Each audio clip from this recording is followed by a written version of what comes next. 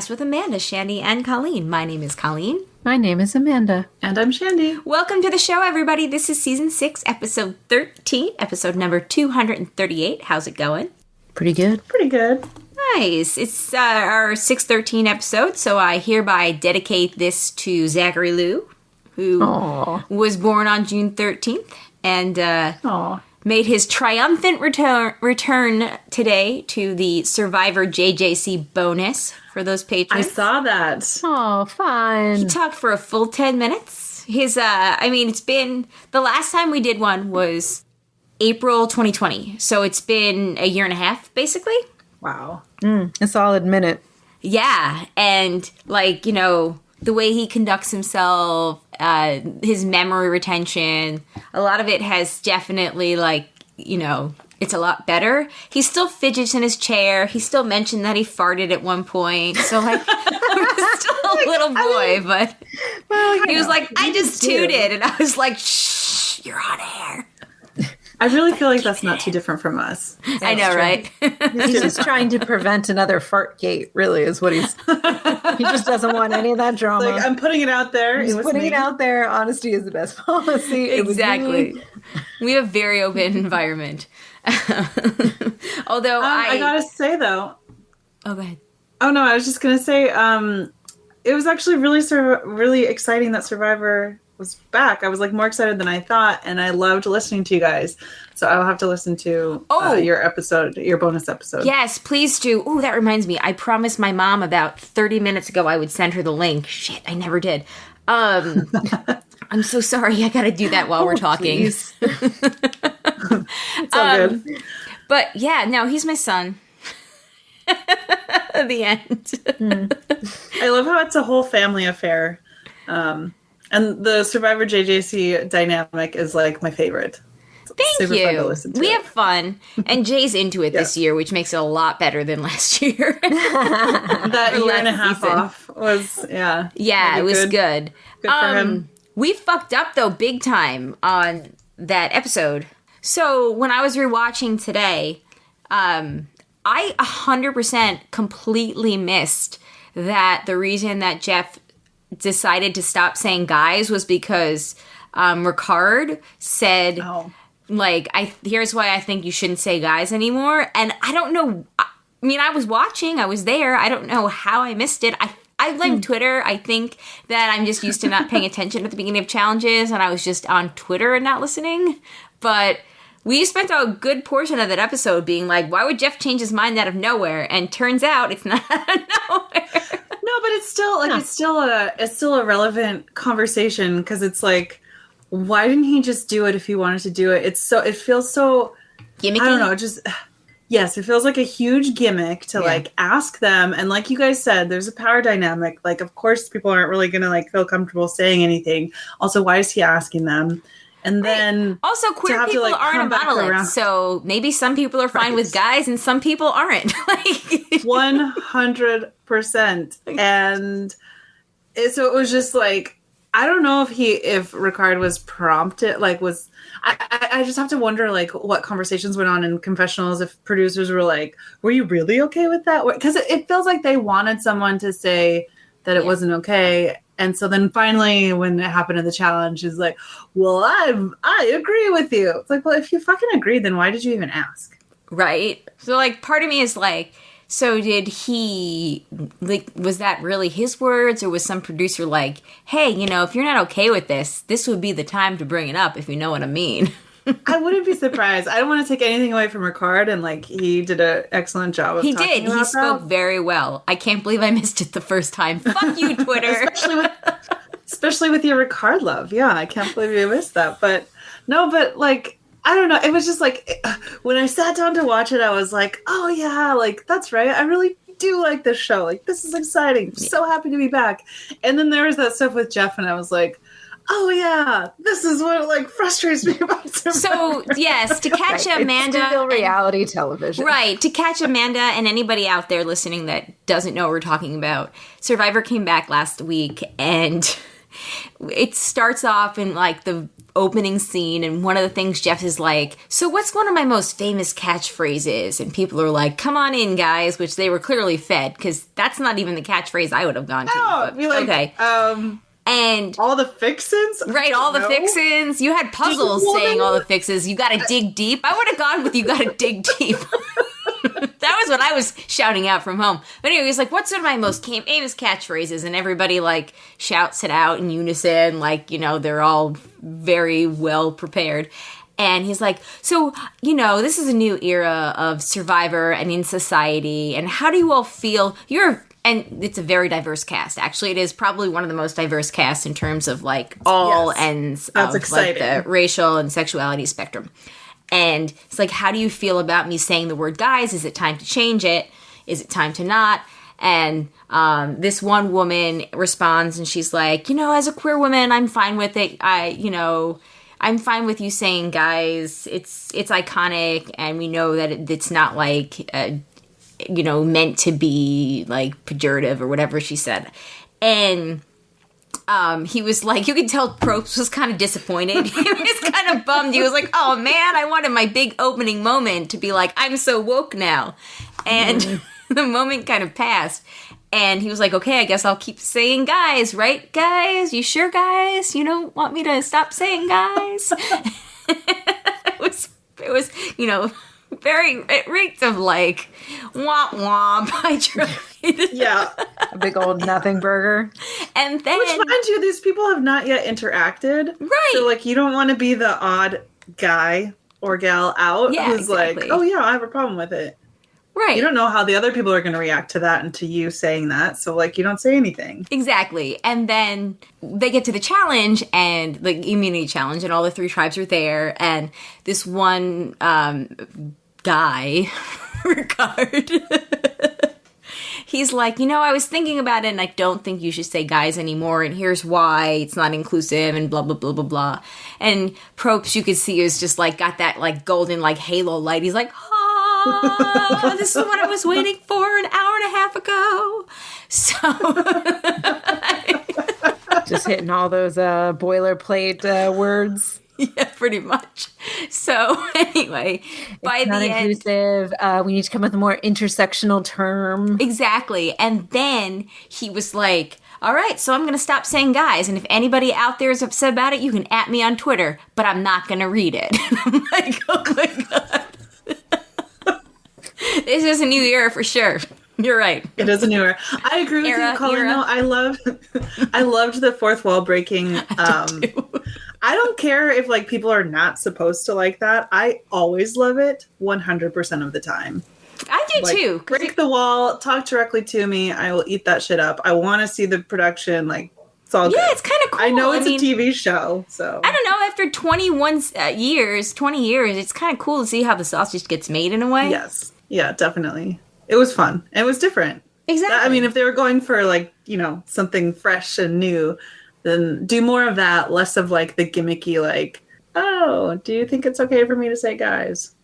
Right. Wait, so what sort of behind-the-scenes stuff were they? They did a lot of, like, wide-angle shots that showed the crew filming them. Gotcha. Where they never ever really do that before. The only time they ever did it that I can remember is when that dude Caleb collapsed because he almost died. Yeah. And everybody rushed in to, like, kind of, you know, everyone rushed in. But other than that, they generally don't do that. Also, Probst, like, literally broke the fourth wall and addressed the audience a couple of times during the first episode, when he never really does that. Yeah. He does it usually at the beginning of the reunion because he's, like, hosting the reunion. Yes, so he's, like, but talking to you, but not in the show. And there was a funny moment where during, like, the marooning, they were looking for this ore, and, like, somebody was, like, climbing up to, like, sort of like the place where Probst was standing, like his little pedestal, and he looked down them and he was like, I promise you it's not here. And I don't think that they would have. It was funny. Yeah. And I liked it, and I don't think they would have left that in a previous season. Yeah. I think we would have just, like, moved beyond that, or, like, that wouldn't have been included. So that was kind of fun. Yeah, it was a little less like polished than it usually is. It was still polished for fourth wall breaking, but it was it was less polished than, like, previous seasons. Which again, I kind of liked. I mean, you know, we're 20 years in. Maybe we, stop saying guys and change it up a little. Show us the crew. I don't know. Hey, gets easier now to get those big wide shots now that drone technology exists. Sure does. They don't have to pay for a crane, Right? And I feel like, much easier to get those beautiful shots. Just throw a camera on a drone. They saved a whole lot of money skipping 2 seasons of the show. Yeah. Yeah. No, that's for sure. But you can even when they were when he was first coming in before the cast came in, you could hear some of the I guess producers, production crew, whatever, kind of being not action, but I can't remember what they said, but it was season 41. It's stuff that and maybe that was legit, maybe it wasn't legit, but it felt legit that we're getting these very behind the scenes sort of okay, and you could feel the excitement to film, after being gone for a year and a half. So that was fun. We'll see. I hope it's not too gimmicky. Jeff, I do appreciate that he has learned some things, but sometimes it's hard for him. He has a wife now, Shandy. Well, and stepdaughters. Several wives. He's had several of them along the way. One of them was a former contestant, but maybe they didn't get married. I don't think they got married, but I don't know. Yeah. Okay. But yeah, she So Probst is married to Zach Morris's what's his name, his ex-wife. So Probst's stepkids are Zach Morris's kids. Mark Paul Gosselaar. Gosselaar. That I don't is know who his wife is, though. Mind blowing. I don't think she's a celebrity. Ah. It's not Tiffany Amber Thiessen? No. Not that ex-wife. That's pretty mind-blowing. Yeah, when you think about it, you're like, wow, whenever Probst talks about his kids, he's talking about Zach Morris's kids. Zach Morris's kids. I just remember, and I don't remember if we've talked about this on the broadcast before, but when I was in high school in sex ed or health or whatever, we watched this date rape movie where he was the date rapist. We have talked about this before. We have talked about this before. What? It really marked me because... What was that? We've talked about this. It wasn't Fear, because Fear is the movie in which Mark Wahlberg is the date rapist. Wow. He has never seen Fear? Yeah, I don't know that. No. Oh my god, Fear is this old school movie with Reese Witherspoon, before she was, famous. And she's with Mark Wahlberg, and it's, I don't know, I feel like it's famous for our generation because there's this scene where they're still on good terms. He hasn't revealed himself to be a horrible abuser yet. And he fingers her on a Ferris wheel, and I've never forgotten it. I was in 8th grade when I saw it, and I still remember it. Yep. All right. Yeah, good times. All those coming of age scenes. Can't say movie. But scenes. Anyway, he ends up turning into this stalker abuser or whatever. But finger banged her on a merry-go-round or a Ferris wheel. So good times. I don't know. Cool. Anybody out there in the chat? Which we are live for the Hangout Level patrons tonight. We got a little bit further into the show than usual before we brought that up. We're pulling back the curtain. Yeah, pulling it back. A select few. Just a little. I did want to say a special shout out to Mandy. I'm not sure if I'm supposed to / allowed to say what I'm thanking her for, but does it involve let's just say she's helping me. Oh, she's helping me watch Survivor. Thank you, Mandy. Well, selfishly, I am glad. Thank you, Mandy. Also, I saw your email. I can't wait to read it tomorrow night. My 3 emails? Your 3 emails. Which I shall make sure to... enough. Note were 3 separate emails. Also, because I listened to it part on one night and part a couple days later, the podcast. Mm-hmm. When I got to the end of the podcast, I wanted to send in a 4th email, but I was 4 is too many. So I should wait until the end of the episode to react all at once, but I have a hard time not live reacting. It's okay. It makes it more fun. Shandy, I know you. It's okay. Did you hear where I name dropped you on the show? When my audio... And that was... So my That audio was the second email. So, Amanda, my audio was, like, all messed up and echoey, like it was a few weeks ago. And Jay had to come, like, he had to mute himself in there, come in here while we were live, fix my thing. And I was like, don't blame me, blame Shandy. I copied her audio. And I have a response to that in my second, actually second or third email. I think I only saw the first one. 2 of 4. It was either the first or the last one then that I saw. Well, you really need the second one to understand the third one. Okay. They build upon each other. Excellent. Like any good serial story would. Serial story would. Anyway, all this is a 15-minute long advertisement to say listen to Survivor JJC and become a patron at the bonus level, at least while the show is on, because Zachary and I and maybe Alex will be doing live bonus shows for the patrons, $5 or more every week. And what we do is we talk about the challenges. So I hope you do that. And yeah, enjoy. And the patrons listening out there right now, I think we have Ro, JP, and Matt in the chat. I hope that you listen and enjoy as well. So, and welcome. Indeed. So, how was everybody's weekend? It's good. Yeah? I'm trying to remember what we did. I know, same. I lost another day, half a day. So my back pain, I woke up on Saturday and like my arm felt like really weird, like I had done too many push-ups or something. And then, I don't know, midway through the morning, maybe like 10-ish, I went to my computer and started to like scroll on my trackpad with my thumb. And all of a sudden, like, I had that weird carpal tunnel feeling, but it wasn't here. It started in my back and went down. Ooh. And that sounds all sorts of unpleasant. Like, yeah, so first I was trying to like I used the hook, I tried to get it out, I did the stretching, and then like I was like, oh my god, like, I don't know if anybody out there has ever had carpal tunnel, but like it's this really weird tingling pain, numbness combined sensation. And like I don't know how it is for anybody else. For me, like when it happens, I just get like, oh my god, like I don't know how to react to this, like I can't feel this, but it also hurts at the same time. I don't know, like I get very like panicky, and like when it happens here, because I usually get it in my left wrist, I know like, okay, calm down, put your brace on. I keep the brace on, like whenever it starts, I keep it on through overnight, and it's usually gone by the next day, and that's fine. But like I couldn't figure it out, so I texted like my family group chat, and my mom was like, oh, I've had that kind of, like, try heat. So I tried the heat, and the heat made it worse. And that's when I posted something on Facebook, because I was like, I try to keep things off Facebook nowadays just because Facebook is a cesspool.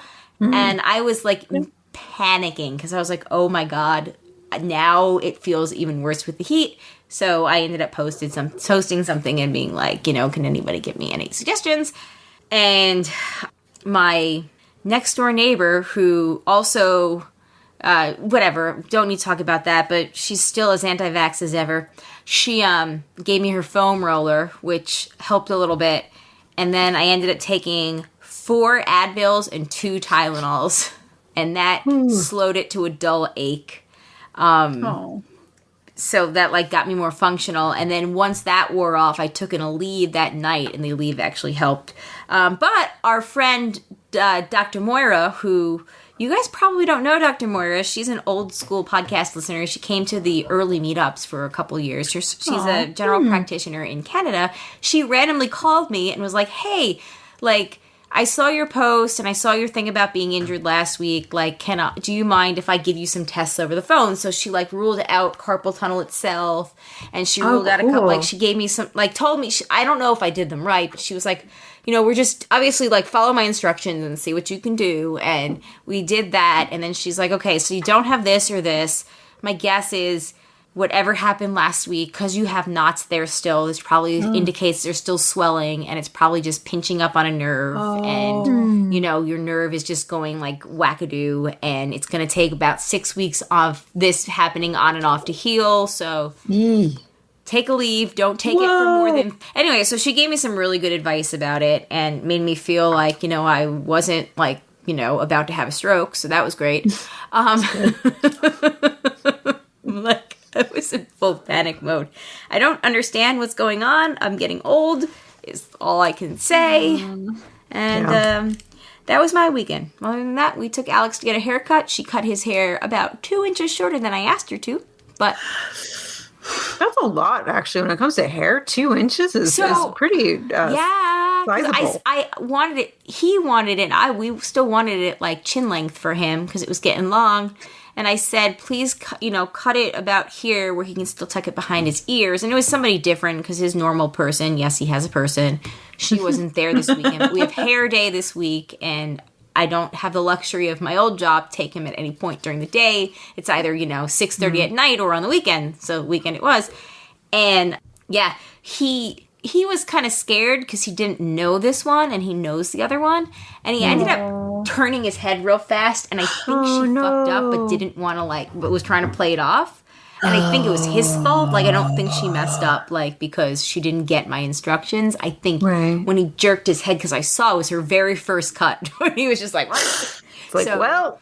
Yeah, I think that she was just trying to play it off, be like, no, see, he could still get this very piece around his ear, but it's the only one that, it's real weird looking, so we're going to trim it up tomorrow night before I picture day a little bit. But yeah. How does he feel about it? He likes it. He thinks... Okay. I was like, oh, you look so adorable. You're so handsome. You're so cute. And he was like, I know, Mama. And I was like, all right. And modest, too. Yeah. He also did a classic Alex this weekend where they were playing outside on... Oh, they were playing outside on Saturday. And it was one of the moments where I was, in the kitchen standing up, trying to not, freak out. And he comes inside, and he's like, to me and Jay, because I was telling Jay, I was in the kitchen, telling Jay, oh, my God, it hurts so bad. He's like, I need a cup of water. And we were like, why do you need a cup of water? Thinking, he's going to make mud, because usually that's what it is. And he's like, for my school bus. And we were like, why do you need a cup of water for your school bus? He's like... Well, the tires are all crapped up and I need to clean them. Okay. The tires are crapped up. We're like, I'm sorry, they're crapped up. And he was like, yeah, there's crap in them. And we were like, you can't say that. And he was like, fine, can I just have the water?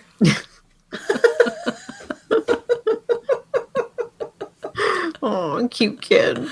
Anyway, yeah, I'm done talking now. That's all I got. Really tires funny. Are crapped up. Tires cracked up. We were all crapped up. There's crap in them. Yeah. There's crap. Up. Duh. It's happened to all of us at some point. Yeah. Listen, old people, don't you get it? You never driven through crap? Driven through, walked through, He also came into my bed at about 4:30 last night, whatever it was. And it's weird for him because usually, we've kind of trained him to not do that. But he was freezing cold, when I touched him, that I was like, oh, he must have been cold and wanted, warmth. And he ended up falling asleep, staying still, not, choking anybody until, no hair was eaten in the process. Until about 7:15. And I was like, oh my God, Alex slept until 7:15. Usually he wakes up at, 5:36. Well, it turns out, so I go into his room yesterday morning, and I noticed that there are goldfish wrappers all over the floor, and a box of crayons has been dumped on his bed. And I was like, Lex, this wasn't here when you went to sleep. What happened? He goes, well, I was hungry in the middle of the night, and then I was looking for whatever crayon. And I was like, huh. So I looked at the Nest Cam, because it's set in the kitchen, so I can't see into his room, but I can see when the light goes on. Yeah, it turns out he woke up at 4, walked out, got himself a snack at 4 in the morning, brought it back in, ate himself a snack, I don't know, was trying to color, then must have realized that he was cold and tired and came back into my room. But he shut the light off too, like it was nothing. All right, I'm going to very responsible. So ridiculous. Okay, now I'm really done. Hey, Chet.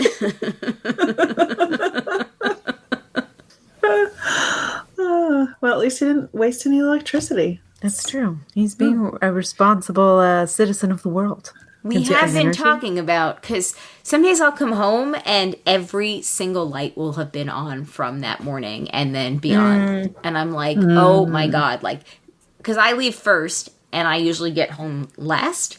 But there'll be days when Jay just picks them up a little bit later and I'll get home before they get home and I'll go through and I'll be like, okay, the laundry room light's on, the hallway light is on, the pantry light is on, Alex's light and fan is on, Zachary's light is on, my bedroom light is on, Jay's closet light is on, the bathroom light is on, the other bathroom, and I'll be like, why is every fucking light on in the house? I don't understand. Why can't we just shut them up?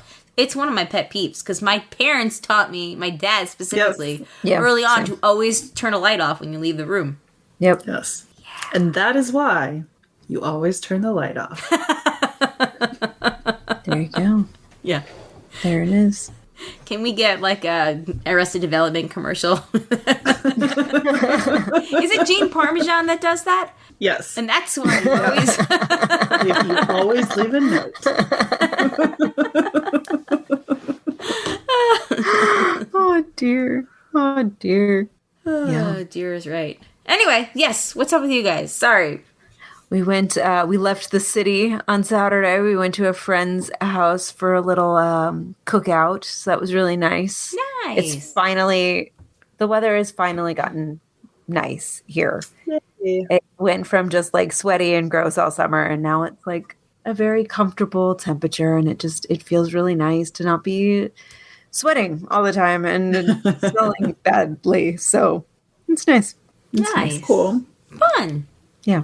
It was good though. Yeah, we didn't really do anything exciting. Just pretty much stayed here. It was nice though to have just like a chill weekend. Yeah. I like read a lot. That was nice. Oh, that's good. I feel like reading is like one of the things I still haven't gotten back into. Maybe because I'm reading this biography about Cleopatra. Ooh. That I picked up at like a book swap a million years ago, and Daniel randomly picked it up earlier in the pandemic and like breezed through it and thought it was so fascinating. It was just like, listen to this interesting thing, and like was just like super into it. And I was like, all right, I'm gonna read it. I'm not a biography person. I'm just not. Yeah. And I think particularly at this stage in my life, usually with biographies, I mean, we all knew how long it took me to get through the Alexander Hamilton book. Like, which I'm still always like, oh, that's right, you finished it. right. If we're using that as a base, and like, so I can get through a page or two in normal circumstances before I'm just like, oh, I'm so tired. There's too many facts in this. Now I'm like maxing out at like 2 paragraphs. I'm never going to finish this book. I have to go back and sometimes you just like should. I think it's okay to walk away. Like I very much feel like if I start a book, I have to finish it. But I had the same sort of roadblock with, honestly, Barack Obama's biography, which like I'm still on page like 220. Right, but that means you're only like a tenth of the way through. Isn't that book like 1,000 pages? Are you still reading the foreword at that point? No, it's I don't think he's elected quite yet, but no, it's 700 pages and it's part 1. But I think that he's an interesting person. I enjoy, like, it's interesting. And I want to, read the book. But eventually, like, I was stalled so much that I had to, like, realistically, if I'm ever going to read anything, I might just have to take a break. And maybe I'll, you can always tell yourself, like, you'll go back to it. Maybe you will, maybe you won't. But, like, I've read several books since then. And it was kind of liberating. That's true. I do that sometimes, particularly with biographies, that I'll just like leave it for a bit, read a couple stories, get some nice, easy breezy chick lit in there, just reset the palate, get everything back down to neutral, and then try again. That usually helps. Yeah. Yeah. I cannot remember the last time I tried to read a biography. I read one of the books that I've read since putting down the Obama book is a memoir, which is maybe different, I guess, than a biography. It was very good. But I guess, biography, it's not, not in my, like, normal sort of wheelhouse. Because I feel like Michelle Obama's book felt more like a sort of memoir than than like a dry biography. I guess I don't. Maybe I need to like look up the actual difference between the two. Well, that was a memoir, right? Right. Okay, I so think there it's you just go. the Because a style biography, is different. yeah. So like a biography is written about someone by right, someone sure. else. An I feel like- autobiography, Right. And Obama's feels more like an autobiography, Well, because it is an autobiography. 'cause I- and not right? Because I think an Right. autobiography is Versus chronological, whereas a memoir can like jump around. Yeah, and it's more yes. like- It's more like I vignette, think- right? You know, in a way. yeah. I think don't at me, people. I don't know. No, I like that definition. That works for me. Oh, I had an idea. And I'm sorry to interrupt you. Continue, but remind me that I had an idea and I didn't write it down. And I'm going to write it down right now to go back to. Okay. I think that's all. I think I think we're good. I think that conversation on biographies came to its natural conclusion. I Okay. think we're ready to move on. Okay, I had an idea. So you know how we're doing our broadcast Zoom Halloween show on October 26th, come in costume over Zoom, it's required.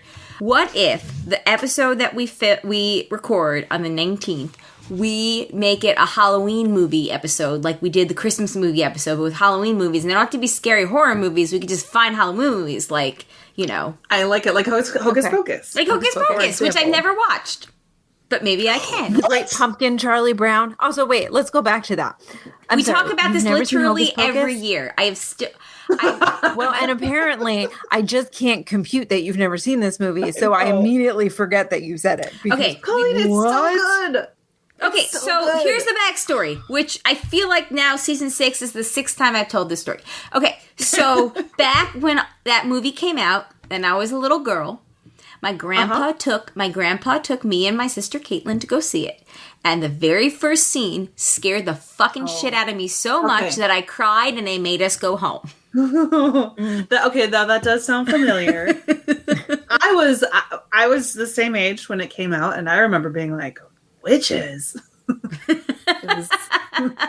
Just like right up. That was my prime, like dress up as a witch every year for Halloween for multiple years in a row. That was like that prime phase right then. Yeah. Well, Yeah.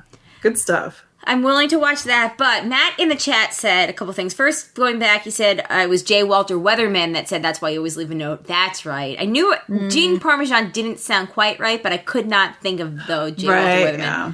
And he listened to Elton John's autobiography, which was fun. It would be really fun if Elton John's the one narrating it. I would be down with that. Definitely. Okay, recommend a bunch of movies, though. Fun ones, not horror ones. Yeah, I'm not watching the horror ones. Not going to do it. Yeah, I'm Nobody not super knows. fan of horror. Yeah, so... I like Scream, and that's like kind of. Oh, like I love the Scream. scariest Scream's one I of my can get. favorite movies. It's just so much fun. Scream is great, but it's because Okay.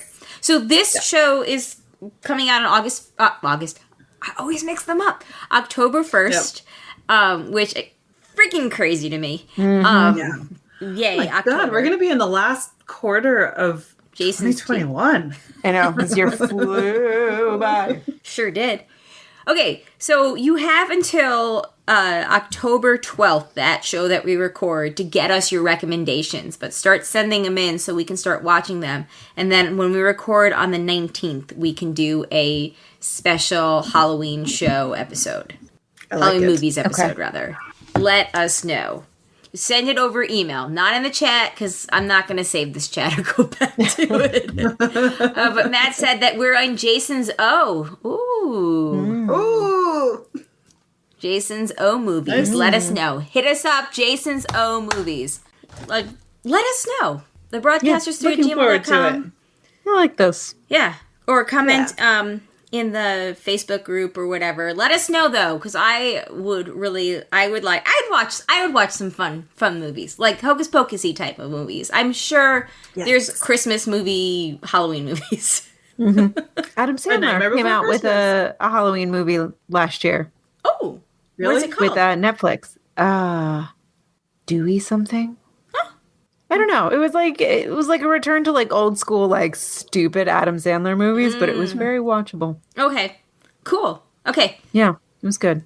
well, we'll touch base throughout the week. We'll hopefully get recommendations, and we can maybe watch a couple each. Maybe find a few that we, overlap with, like with what's it called? Yeah, I'm excited. I feel like this is gonna be really fun. Yeah.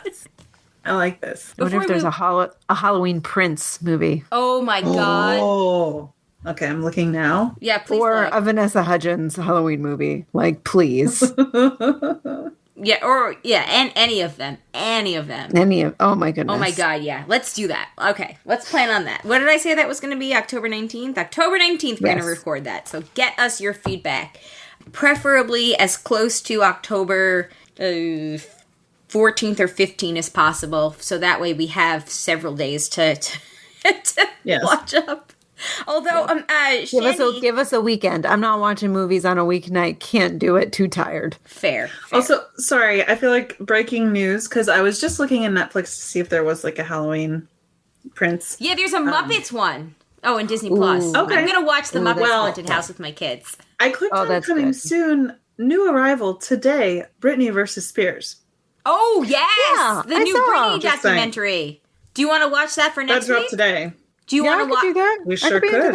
I could totally watch that this weekend. My only busy weekend is I don't know, the weekend that Shandy and everyone will be here. Yay! Yeah, I know, Amanda. We're gonna miss you. I know. Are we gonna do a live show that weekend? Let's figure it out. I'll have to talk to Daniel and see. Like, we're starting to figure out what. Well, because I don't know what we're be. gonna be doing, where we're gonna be like hanging out. I mean, everything is different this year because we don't have different. Yeah, we don't have Mims. You guys are in a nice hotel with a conference room. But anyway. Yeah, so that will be in 2 weeks. We'll figure out if we're doing a live show or not. No big deal if we're not. I know that we're all watching the Ted Lasso finale together, I hope. Oh, speaking of, I finished Sex Education season 3. Oh, wow. Man, I'm so behind on everything. It's really good. The school bus scene, Shandy, I can't tell you how much I fucking lost my shit. No pun intended. Oh. Oh, dear. Oh, my. I know, right? Oh, no. Let's just say they abandoned. You know how season 2 ended with the ridiculous sex musical. The sex musical. Yeah. They lean into that pretty heavy. Those like just the more outlandish things like that in season 3, and there's a lot more for every serious moment. There's a lot more laugh out loud moments. Okay, and it's actually pretty well balanced with like. I really liked how they addressed a lot of the intersectionality and absurdity, and some of the characters, got a little bit of makeovers in a way. Okay. But I really did enjoy it, and I have to say, I think the breakout character of this season may have been oh shit, what's his face? The dude that has the big dick from the first episode. Adam. I mean, okay. Adam, yeah. Adam was great. Yeah, Adam is no spoilers, great. but I like his story. Right, I like his story. Yeah, He's interesting. I can see that. I think I'm either just finished episode 2 or I think I might be in episode 3. I kind of like started into an episode but hadn't finished it, so I'm not sure where I left off. Let's just say everybody gets something this season. Okay. Like, not sex, but like everybody gets a good representation this season, including Ruby. Like, even Ruby gets like more like depth and backstory. Nice. Yeah. But yeah, you could tell that like Adam's character was already starting to go on a journey, so that I can see that happening. I can. Oh yeah, he goes on a journey. Yeah. The only thing that I did not like was the Jean storyline and where that ended up going towards. Oh, that's a bummer because I'm kind of intrigued by her storyline. Now I'm disappointed that it didn't pan out for you. I think it'll. Yeah, it's hard to really talk about without giving too much away, but it'll be an interesting story, and I still think she's a really interesting person. She's still great. It's hard to talk about it without spoiling anything. Okay. I thought it was interesting, and we're getting season 4, as Matt pointed out. Anyway, I'll just let you guys finish it. It's a really great I am intrigued. I truly loved it. like, honestly, there were several days where we were like, we're just gonna watch one, and we ended up staying up until like 12:30 at night to finish to like, watch more. Yeah. Nice. Well, I'm excited. I'm glad it is really good. So much series to look forward to. And I think what I liked the most about it is that every single character got their storyline and their proper wrap up and representation and oh, that makes me happy. Yeah. And we got There's Hannah a lot of really Waddington. satisfying. We got one whole episode with Hannah Waddington, aka from Ted Lasso. I was going to ask if that's who that was. Yeah. So what? Let me Google Hannah her. Waddington plays one of what's his face's moms, the blonde one. Yeah, the swimmer that dates Nate in the first season or the second season. I can't. First season, I think. Yeah. Yeah, I don't know she's great. why I'm blanking on his name, but because he was a massive major Jackson, thank you, Jackson, one of Jackson's moms, the blonde one. Which you could tell that because she only popped in for like, 2 strategic scenes in like the last episode, it was clearly like, oh, let's get Rebecca in here for a scene. Rebecca's her Ted Lasso character. Which They're just trying to schedule her in all exactly. season. Shandy, we need to get you to watch Ted Lasso. Oh, it's good. Yeah. Oh, what we've talked about this before, and I forget every time. What other fucking platform is that one on? Apple TV. Apple TV. Which God, we'll figure out. We'll figure it out. But like, it's so good. I think I have Apple TV because I have the free trial, although it might be out now. Check it out. On it, like you can watch the first season in 2 days. That's true. Okay. It's the first season. The first season is short. all under 30 minutes. The second season, however, some of them are like an hour, but I'm okay with that because it's so great, and I don't want to leave their world ever. Same. Okay. We're actually we're just about to start the Coach Beard episode. Okay, that one is so fucking random, but I like it. Now that I'm prepared because you told me about it, and I was like, okay, we can't start that one. We need to like take a break, and then. Yeah. Wait, so you're telling me that the season 3? 2. There's only 2 seasons of. Oh, the season 2 finale is during the hangout? Yeah. The meetup? Yeah. So then I know From started it. Because the finale is on the Friday the 8th. I will try. I need to just figure it out. I just wish things were on the same I truly think that you'll love it. It's just, it's such a refreshing adult show. Like, they always take the positive way. They always like just go the mature route. Like there's story arcs that like, are overarching through the season, like drama and like threads of things. But like, everything that you think is going to be like some major, like, whatever is contained within an episode because the grown-ups work it out. Like, grown-ups work it out. Like, it's very refreshing, all the choices that they make. They always make a positive choice. Yeah. For the it's just very smart. Yeah.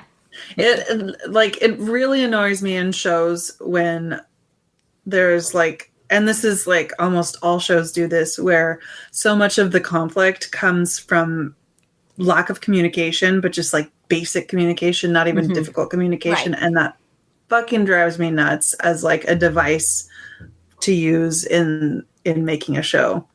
So if they don't do that, that's great. not. No, they don't. No, Ted Lasso is like he is a like an actual feminist who prides himself on communication. Ooh. Like there's an actual exchange. Well. Why did nobody tell me that Ted Lasso was a feminist? I feel like there's an exchange. Amanda, you've seen this episode because it's pre the beard one, where he's like, something like he's like ladies or something, and they're like, well, why don't you say men? He's like, well, men have been running things for all these years, and where's that gotten us? Right. That might have been just. I think that's the rom-com episode, I think that was the rom-com, which was just brilliant. I mean, I already loved the show. It's amazing. I was already really in love with the show, and then like the rom-com episode, I'm just like, oh, this is so smart. This is so well done. And actually, I have a BuzzFeed thing pulled up, but I can't do it until after it's over. But it's all the Ted Lasso like Easter eggs and whatnot. Like, ooh, fun. Okay. Here's one. Okay. Okay, so you know how his uncle was on Cheers, right? No. I think Maybe he was I missed Norm. that. Matt, you'll tell me. He was like Norm or somebody on Cheers that was like, but Sam, Rebecca, like there's a lot of names that are like Cheers, characters from Cheers that are just tributes to the show. But if you think about like Keely, she is with Roy and she was with Jamie and Jamie, James, Jim. So it's a tribute to The Office because she's been with Jim and Roy, which is like on The Office, Pam was engaged to Roy but in love with Jim. Mm-hmm. So like Jamie, James is his real name. Jim is a nickname for that. And then you've got like Roy. So like she's been with like a Jim and a Roy, same thing. Okay. Just like not same situation, but like the characters have the same names. Okay. Yeah, that feels like a deep dive for me. There's a lot. I know. That's the beauty of it. That's the Easter egg part. Okay. That's the Easter egg part, is the deep dives. So anyway, I'll probably cut all that out. Let's take a quick break and we'll come back and I don't know, see where the night takes us. Cool. Okay. Cool. All right, we are back. And I think for right now, we're ready to get into some feedback. What I had for the middle of the show, I think might be a little too heavy at this point, but I do think that it's something worth talking about. It's kind of like an old school broadcast topic, like season 1. Okay. It's from BuzzFeed. It's an article. Couples are sharing the ways that they get around having different sex drives. And anybody struggling with having a partner who has a different sex drive, and you should take notes. And it's just anecdotes about, couples that, are not on the same page with their sex drive and how they compromise. And it's a very grown up, just like, way of thing. It kind of reminds me of a Ted Lasso episode. To bring it back around. So, I don't know. It was an Ask Reddit thread that they... and maybe if we have an extra week or so, I will go to the actual Ask Reddit thread, and because sometimes they have better responses on there, newer ones from when the articles are published. But I did think that it was a realistic way of looking at adult relationships, in which everybody has, different needs, and generally we tend to focus on like silly things, but maybe it was, it's time to focus on a different type of broad thing. That wasn't Texas abortion, but also Right. Somewhere in the middle. Give me your favorite fried chicken and I'll tell you your sex drive. And I only say fried chicken because there's literally a advertisement for a fried chicken recipe on BuzzFeed's recipes that's on my screen right now in front of me. Also an orange creamsicle summer pudding, but we all know how much I hate creamsicle, so it's nasty. Gross. Who wants orange creamsicle? Yuck, yuck, yuck. I do, sometimes. I mean, it's not my first choice, but I think it's refreshing. The only time I enjoy an orange creamsicle is when I'm at Disney World and there's vodka in it at Epcot. I didn't even know that was a thing, but I could go behind that. You only have two alcoholic options at Epcot, at least as far as I remember. And I'll take either one at that point, so. What's the other one? I don't remember the other one. It's the one that I usually pick. It's like I don't even know. It's been 11 years since I've been to Epcot. Yeah, it was May 2012 was the last time I was there. It's a different world. Totally different world. Mm-hmm. Yeah. Anyway, all right, let's get into the feedback. So we're skipping the Reddit thread for today. We'll skip it for today. We could do jokes or the questions things if we have time at the end. Gotcha. Okay. Is that okay? That is okay. Okay, because I feel like it's a good discussion. That might be a little longer than... Okay, cool. Yeah. Okay. Next week. Okay, so getting to some face feedback. Janet said, this is feedback for the broad topics. Janet said, thank you for this podcast. I was so needed at this time. Everyone who participated was great. Ro, I understand and agree with what you said. Women my age were taught not to talk about periods or sex. We were taught to hide it so as to not embarrass, aka inconvenience, the men, dads or brothers. with that women's stuff. Trust me, I only messed up once not hiding the messy evidence, and I learned not to ever do that again in my parents' house. Negative association with the period, which no woman has any control over. So much can be said about this topic that can go on and on. The safe places to discuss choice options are lacking in the homes and society in general. And then Ro had responded, so true, women still don't talk about this, even with each other. Maybe younger people like Amanda, Shandy, and Colleen in their 30s and below feel freer. I hope so. Definitely. I think we do. We do. And I will say that when you get to a certain age, you, sometimes I have to kind of stop and check myself. I was at work. When did I have I had my yearly OBGYN appointment. And I think at some point later that week, I had mentioned that I was cleared. Because I remember I had that abnormal pap smear after Alex was born. So I went from every 3 years to every year. And now it's been 3 pap smears. And she told me that I can go back to, I think it's every other year now. And I was like, awesome. And I had mentioned, somebody was like, oh, how was your doctor's appointment? Because I just wrote doctors. I didn't say, I'm at the OBGYN getting my vag I'm at the lady doctor. And I think that they were just being polite. And I was like, it's great. I don't have to get a pap smear for another 2 years now. And they were like, uh-huh. And I was like, oh, is that not something I'm supposed to say at the workplace? You asked.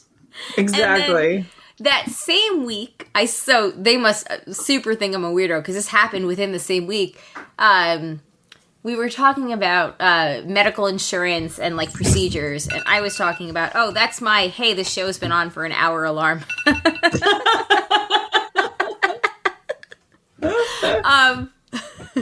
Just to keep us, on task. On task.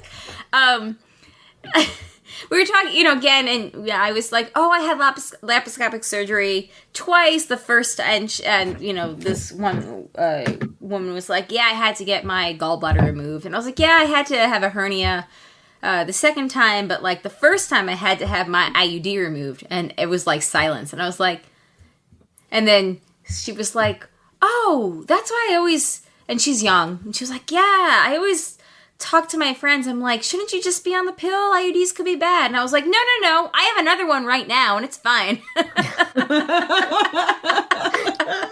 And that was where it was awkward. And I was like, all right, well, hey, surprise. I probably won't have to go on maternity leave that you will have to pay for. So you should be happy to hear about it. You're all welcome. Will this affect my raise? I hope it does. I hope it goes up now. Just kidding. But yeah, this all goes to say, it's still kind of hit or miss in society. But I do think, when you're in I think that it's more, people, close in age to us are more receptive to hearing about that kind of stuff. Yeah. I feel as with most things, every generation gets a little more comfortable. Yeah. Because I remember, I feel I was very much, early on, maybe considered very crude or crass about that stuff. And just maybe embarrassed people or was just too open about it. And sometimes I think about early podcasts, not this one, but Metrobuzz or even the Tribe, and I'm like, oh, I was an oversharer, Jesus Christ. But I'm thinking but if my oversharing made somebody else feel comfortable about how they were, then that's okay, because that's just who I am. I'm just open about things, because I spent a really long time growing up where I never talked about people I had crushes on, and I feel I did miss out on certain things just because everything sort of embarrassed me to talk about. And then when I got to college, I was like, why I don't know. That's why I always kind of think that the super close tight-knit Christian groups or whatever, I don't know, people that break out of that are probably gonna go hog wild. I didn't go hog wild at all, but you know what I mean. Yeah. I still had, like, outside influences or whatever where I learned what things were. But, like, I don't know. I feel like... And it wasn't I don't know. My parents did the best that they could based on, like, what they also... Whatever. But still, I don't know. I always feel like... I used to yell cunt across the parking lot at Julia, Amanda. That's true. I realized that, like... A 20-year-old can get away with that, whereas a 37-year-old probably couldn't. But I would still do it if I could. The societal pressures. Right? I feel like the societal pressures actually hit me more as I get older. The end. I don't know. Does anybody else feel like that? Yeah. No, I get that very much so. That you sort of start to feel like, oh, I'm almost 40. Like, there's certain things I just shouldn't be doing. Right. And it's like, well, wait, why do I feel that way? Yes. Yeah. You only live once.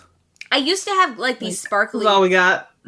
I still have these, like, rhinestone sparkly purple shoes that I used to wear to work all the time. And then some point when after Zachary was born, when he was in the infant classroom...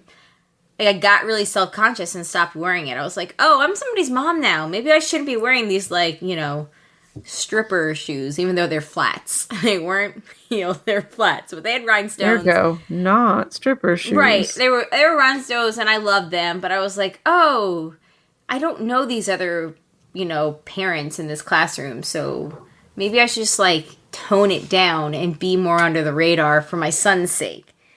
And that's kind of been, like, sort of a hard whatever to, like, kind of grapple with, like... I think you need to get your rhinestones back, dude. I still have them, don't worry. I didn't throw them out. Okay. Break them out. I'll wear them in October, don't worry, just for you. Okay. Good. Especially in this post-pandemic world. As long as they're flat, you're fine. And actually, I've seen a lot more moms in the daycare, the older that you get, the more people kind of, like, relax and tone down. Like, or not tone down, but like relax and like and just wear whatever. Tone up. Yeah. Tone up. Tone up. That's true. I feel like nowadays I would be more. You would get more side eye for me if I saw someone walking around in heels than in sparkly flats. Oh God, yeah. And be like, we're in a pandemic world. Why are you wearing heels? You don't got to be doing that.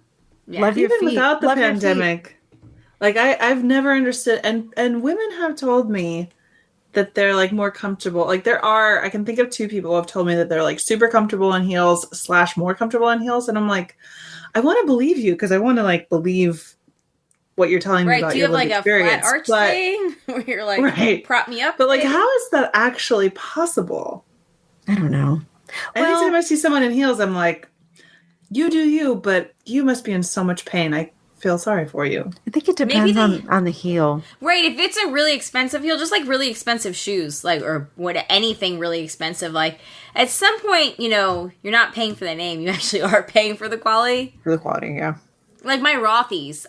Rothy's are expensive. I got a pair for Christmas from Jay and a pair for my birthday the following year from my mom, and I love them so much. And like you wash them, they're so comfortable, they're totally worth the money. See, I bought a pair of Rothy's, and I feel like I'm the only person in the world that they pinch my feet. Which ones did you get? The pointy ones. Oh, Maybe no, don't that's get the why. pointy ones. The pointy ones. Too late now. No, you can always return them. It's like a free return. Whatever. No, I don't do the pointy ones. I don't have. No, both of mine. They're pre-pandemic shoes. I can return them now. Oh, no. If you ever want to invest again, get the ones that aren't the pointy ones. I don't have the pointy ones because they pinch, like pointy shoes pinch my feet. No, I love them. They don't have as many cute options, but like they're so comfortable. I did buy 2 new pairs of Toms recently. Which one of them, speaking of just like not caring and just going for what makes you happy, they have cute little sloths all over them. Oh, that's adorable. They're really cute. It's like little cartoon sloths. One of them has a monocle. One of them is reading a book. That sounds like Zachary's mask. Zachary has a mask with sloths that look like that. I'm not even kidding. They're very cute. That is very cute, but I have to say, I understand what you're saying about quality and like expensive shoes, etc. And maybe I just have never bought high quality heels, but I just can't fathom how, like, regardless of the quality, your foot being angled at an unnatural angle and your body weight pressing down on that. I just can't fathom how that could be comfortable, even if the shoes are of the highest quality. It's all about that arch support. If it's if it like supports your arch, it takes some of the pressure off the ball of your foot. I mean, think. your I don't leg know, is I'm not still. a foot doctor. It's like your whole leg is still at an unnatural angle. I don't know. I keep 2 pairs of heels in my car. If I have to go to the courthouse, I put them on, and then I take them off as soon as I get back in my car, and that's my extent of wearing them. It's nice. I wore a pair of platform shoes. Nice. I think I told this story. Daniel and I went out to dinner last time his parents were here. They like made us go out on a date, and I was like, I'm gonna wear some shoes. Yeah. And I was like, this was the worst decision I ever made. Because we went into like the East Village, because then we ended up like walking around. We walked all the way down to the Lower East Side to like Houston. And I was like, this sucks. I'm like, don't show them how much pain you're in. You chose this. Be cool, be cool. And it's like, you see all these like, Gen Zers walking around in their dresses and their sneakers. I'm like, see, now not only now are you uncomfortable, but you also look like an old in your heels. Because the younger generation has figured it out. Yeah. Don't wear uncomfortable footwear.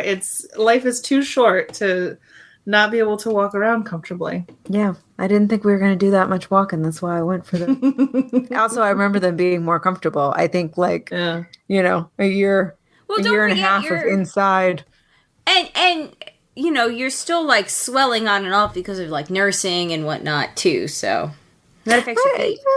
Not your ankles, your actual feet though. Like my feet did okay. It was really, I think, I don't know. Maybe I'm just, again, I don't wear shoes most of the day. So what do I know? Being pregnant during a pandemic where you didn't have to like walk a gazillion miles to and from work. No. I didn't really buy any maternity clothes. Like if our friend didn't give me a bunch of hand-me-downs, like I think I would have just been squeezing into like the same 2 t-shirts the entire time because I'm like, I'm not gonna buy clothes. Nobody sees me. I don't leave my house. It's a pandemic. Dude, that's so much better than me because I would have just been like, I'm just gonna lower my shorts down a lot and nag it like a trucker. Yep. Anyway, Rose says in the chat, I still talk about all this with my close friends, but it's taboo in wider circles. And I understand that. I think that just goes to like society is still, a mixture of people in general. Mm-hmm. Yeah. I don't know. I like Amanda was saying, or you, Shandy, like with the TikTok generation, like they seem to make things a lot more open too. Yeah, I think Amanda was saying that each generation it gets a little bit more closer to cool. Yeah, it's like you learn from, it's sort of human nature. You learn from those that go before. They are sitting on our shoulders. Yep. So that's what it is. And they're comfortable, sensible sneakers. Which thank God, because I wouldn't want those heels pressing into my shoulders. All right, I think it's time for some That's What She Said. All right. You don't even have to wear pants. I'm 50-50, leaning each way. It's a small bone to throw. Hey, size doesn't matter. Here's how we can get off of it. It's annoying to hold it there on one side for 10 minutes and then move on to the other side for 10 minutes. I stand by that statement. Dude, did you get your strapless bra? Hands free? No, supply chain issues. I ordered it from Target last week, and it's not arriving until Sunday. Holy shit. I should have just gone to a freaking Target. You should have just. Do you want me to smell you mine if I can find it? It might arrive faster. It might arrive faster. I have to find it, though. Should have just gone to the Target. Should have just gone to the Target. It's literally life-changing. I did not realize you didn't have one. Otherwise, I would have sent you one earlier. Well, because I kept like putting it off because the same thing with buying maternity clothes. I'm like, well, do I really need this? Yeah. Like, I'm not really leaving the house. Like, I need it. Yeah. Anyway, where were we? It's so life-changing. It's so life-changing because you can do both sides at the same time. Oh, that's what she said. Yep. I used to just let it run and close my door for like a whole half hour and be like, they don't know what I'm doing in here. In retrospect, that's what they call pulling a tube in. Until they find out what you're doing in there. Right. Yeah. Just don't do it on camera. Then I came home and finished sex education. Very thankful I have my own office so I can close the door and take it off. Take it off. Take it off. We are not doing that one. We're getting through this as quickly as possible. I spent an hour down there. Damn. That's a long time. That is a long time. It really is. Did you have a Mentos? Just kidding. We're just going to do 3 short ones. Give us the mom! I actually kind of like this. Bet you do. I bet you do. We had 2 emails. We have an Andy update, and then we had a very quick one from John, which I meant to respond to over text, and I apologize that I didn't. So let me just read it here. John from Houston said, "Thank you so much for giving my email the attention that you did. The discussion was lively and very well thought out. I even enjoyed Gott's comments. I can't believe I actually got the episode title. Great discussion. Thank you again, and also thank you to all the contributors." And that is for the broad topics. It was titled Fix Texas, and I still appreciate the spirit of, instead of being like, fuck Texas, to be like, well, fuck Texas, but also let's fix it. Also, please tell your neighbors not to do McConaughey if Beto is running. God. Mm-hmm. Yeah, but you're welcome, and I think, we took it seriously, so thank you for emailing in, and we hope that you'll join us whenever we do another Broad Topics, or on the live Halloween show on the 26th. Costumes required. Maybe you can dress up as Texas, I don't know, or Beto, or a doctor fixing something, I don't know. Just throwing things out here. You've got 26 days. Just spitballing ideas. 26 days from when this is posting. All right, let's finish up with an Andy update. All right, Andy writes in, "This week in Andy's virginity. Hey, broads. Certainly there is the potential of meeting new people at a new job who might wind up becoming an important part of my life. Maybe one of them could be a girlfriend. I know Amanda met Daniel at work, and there are plenty of other instances of that happening. There's still a ways, that's still a ways from happening. Hopefully I'll get cracking on some job hunting stuff soon. I guess I'm a little apprehensive hearing about people trying to find work and getting jerked around and remembering how that went for me during my last period of unemployment, but it has to be done. Right now, the job has been a bit boring. We've been picking up on training them to do the stuff that I've been doing all this time, so I've had a little more room to breathe. So far, so good for the most part. I do wonder what it's going to be like whenever I leave, but considering what I've written so far, it's probably going to be a little while before I jump ship. Not much else to report this week. I tried to talk to someone who caught my eye on a dating site, but she must have not been into it because I never heard from her. Oh well, that is how it goes sometimes. Just got to keep looking ahead, and that said, that and not act like this guy. And we have a link. Oh boy. Sounds like we Man writes essays about... Sounds like we found something to talk about. Right. Man writes essay about women not dating him. Oh, God. So, yes. Insufferable. Hashtag 5 years with hers, Andy. So let's look at this. I love that this link has a screen caption of this dude with a bar in the background. And oh my gosh. It's, you ever feel like getting laid so badly that it makes it onto the news.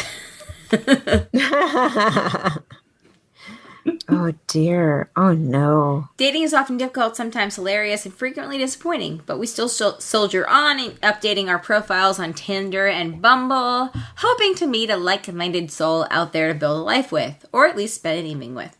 I myself am a big believer in online dating. It's how I met my husband. But I went on plenty of disastrous dates before I met him. And this article is by Chelsea Steiner. And here we go. Oh, but I guess we don't have to read the whole thing. But, essentially skimming through, let's see. Oh, she's British. A lot of, no Tories allowed. Tories the MAGAs or the non-MAGAs? The MAGAs. They're the Conservative Party. Okay. Came out on Friday. Yeah, this is from the Mary Sue. But this guy wrote an article in the Times. No, but she. Yeah, but she wrote about the guy. Oh, okay. Yeah. It's his piece, Undateable at 29. Are my views too problematic for Hinge and Bumble? If you have to ask that question, yes. Yes, they fucking are. Yes. He says that politics has turned dating into a perilous pursuit. Right. It's always someone else's problem, right? It's never looking inward as to maybe what you can... Right. Maybe people just don't like your fucking views. Yep. Uh-huh. Or your views or your values. Like, people can get over different views, but like different values inherently, that's tough. Yeah. Yeah. I have to pay to read more. Especially, when we're in a world where some values are like, let's help stop the planet from melting down, and other views are like, that's not real. The planet melts down every so often, so we shouldn't do anything about it. Right. Yeah. It's a little bit hard to bridge that kind of gap. So essentially, this dude is whining because people won't date him because he's got shitty views, and he calls it like product of culture war because blah blah blah woke culture has him undateable at 29. And my response to this is, I don't know, maybe it's not them, it's you. The end. Yep. And no matter how nice your face is, transphobia and homophobia are deal breakers. Cheers. I think that sums it up. And like, it's funny because like, I guess he's whining about people deriding conservatives. If there are really so many people deriding conservatives, then maybe that means something. Yeah. Like, right. But again, it's like looking inward. Like, what am I doing that is contributing to people having a negative response to me? And it's like, no. It's like, no. Conservatives don't feel too bad. Generally, for the top 9 out of 10 trending stories on Facebook, it's you guys, so you're okay. It is. It's like Ben Shapiro, Dan Bongino, Ben Shapiro. Once in a while, you throw somebody else in, and then like Bernie. It's like I love that I don't know who any of those people are.